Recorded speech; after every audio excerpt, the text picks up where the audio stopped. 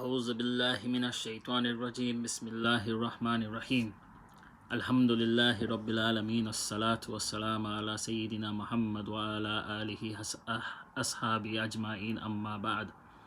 Hello everyone and welcome to my channel Path to God, and welcome to today's daily hadith. Before I start, don't forget to like, subscribe and share my channel, and also press the bell icon. And also, before I start, just want to make mention of this particular hadith. It's actually quite important to me, as it should be to everyone else, and hopefully you all would understand what I mean after I talk about the hadith itself. So this particular hadith is Sahih hadith in Sahih Muslim, book number 32, hadith number 6181. And this hadith is about mothers. So Abu Huraira radiallahu ta'ala, he narrates that a person once came to the Prophet alayhi salatu wasalam and asked him, who among the people is most deserving of good treatment from me? And the Prophet alayhi salatu wasalam replied by saying, firstly your mother, secondly your mother, thirdly your mother, and then fourthly your father, and then fifthly your nearest relative whom you are most near to. Now I mean, just on the back of that, I just want to give another hadith as well. So this particular hadith is in Sunan an-Nasai 3104, book number 25, hadith number 20, where Muawiyah said that Jahima came to the Prophet ﷺ and said, I want to go do jihad. And the Prophet ﷺ asked him, do you have a mother? And he said yes. And so the Prophet ﷺ replied back by saying, do not go to jihad, stay at home, look after your mum, take care of her, make her happy, for heaven is below your mother's foot. So what do we learn from these two particular hadiths?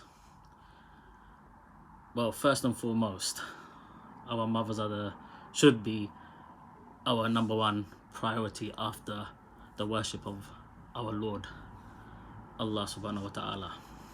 Making her happy, taking care of her, preventing her from going through any discomfort and so forth. So what we learn in particular from the first hadith from Sahih Muslim, where the first three should be your mother, then your father, then your nearest relative whom you are closest to. So here the Prophet ﷺ has elevated the mother's role in the eyes of God and in the eyes of humankind, shall I say. And in the second instance, the second hadith, where Jahima came and asked to go jihad, and the Prophet ﷺ told him to stay at home to look after his mother. Well, in this particular hadith, Jahima's jihad is to look after his mother, first and foremost. And secondly, it is saying to everybody else how important our mothers are, to look after them, to take care of them, and so forth. I mean, if we look at, for example, if we look at what Musa alayhi salatu wasalam has said about mothers in the Old Testament, in Exodus 21:17, where Musa alayhi salatu wasalam has said, anyone disrespecting their mother will be put to death. So now, if we were in the time of Moses, we would all be dead, because at some point in our lives we have all disrespected our mother. Okay, so the followers of Moses himself was very strict on certain commands. You know, it is only by the grace of God that Prophet Muhammad ﷺ came with revelation and his sunnah for us to follow, that he hasn't carried on with the strictness of Musa ﷺ. And we consider Musa ﷺ as one of the most powerful messengers of God. Powerful in the sense that a powerful leader, a commander, a role model for that particular time. And his command on this particular subject was so powerful that it was so strict, the punishment was so strict, as opposed to now. What I'm trying to say is,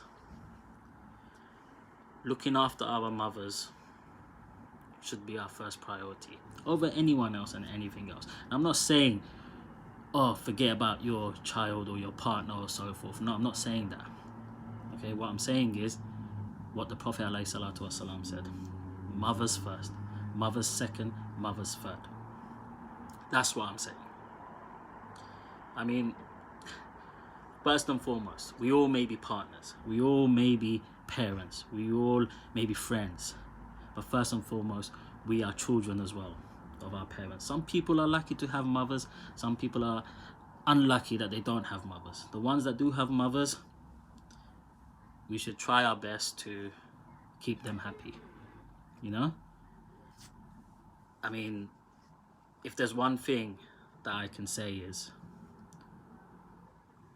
we're here today, gone tomorrow. Can any one of us, if we're gone tomorrow, can any one of us stand in front of our Lord and say yes, confidently say yes, that yes, I have pleased my mother in every way possible? Can any one of us do that? No, we can't do that. We can't do that. So all I'm saying is, let's reflect upon these hadiths of the Prophet ﷺ. You can go further back and see what Moses had to say and his strictness, if you want. There's verses that Jesus Christ has said as well. But that's another topic in itself. But yes, that is my daily hadith. It's about our mothers. So, let's reflect upon what we have, if we have it, and let's try and be good children first and foremost. So we ask Allah subhanahu wa ta'ala to guide us, to put us on the right path, to make us of the righteous people, and to grant Jannatul Firdaus to our mothers first. Ameen.